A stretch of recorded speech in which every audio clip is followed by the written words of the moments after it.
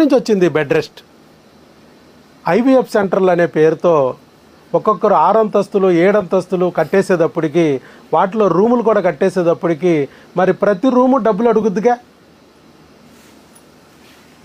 కట్టకపోతే గవర్నమెంట్కి ట్యాక్సులు కట్టాలిగా, ఖాళీగా కూర్చోబెట్టినా ట్యాక్స్ కట్టాలి.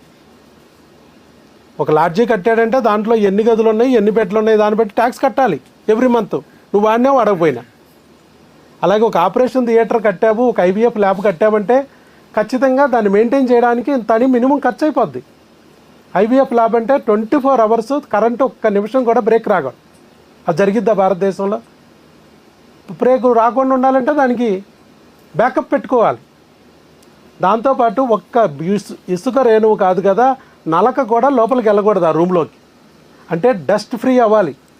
కాబట్టి డస్ట్ రాకోకుండా లోపలికి వెళ్ళకోకుండా స్టెరిలైజ్ చేసే ఒక మిషన్ ఎప్పుడు 24 అవర్స్ రన్ అవుతూ ఉండాలి. ఇంక్యుబేటర్లు ఉంటాయి, వాటిల్లో ఓవములు స్పెర్ములు ప్రిజర్వ్ చేసి ఉంటారు. వాటిలో ఏమీ డ్యామేజ్ అవ్వకుండా optimum temperature 37 degrees, 1 degree పెరగకూడదు, 1 degree తగ్గకూడదు, 37 degrees maintain చేయాలి. ఇవన్నీ చేయాలంటే దాన్ని కొంత మేనేజ్ చేయాలి.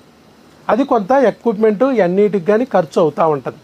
ప్లస్ దానికి సంబంధించిన ఎంప్లాయీస్ కానీ, లేబర్ కానీ, రూములు కానీ, అద్దెలు కానీ, కరెంటు బిల్లులు కానీ, ఇవన్నీ ఎక్కడా ఫ్రీగా రావు, డబ్బులు కట్టాలి. అంటే నెలకి ఒక 5-6 లక్షలు అది తీసుకుంటుంది ఈజీగా. నువ్వు ఒక ఐవీఎఫ్ చేయకపోయినా 5-6 లక్షలు తీసుకుంటుంది.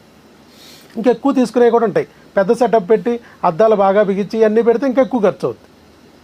మరి ఇవన్నీ డబ్బులు ఎక్కడి నుంచి తీసుకురావాలి?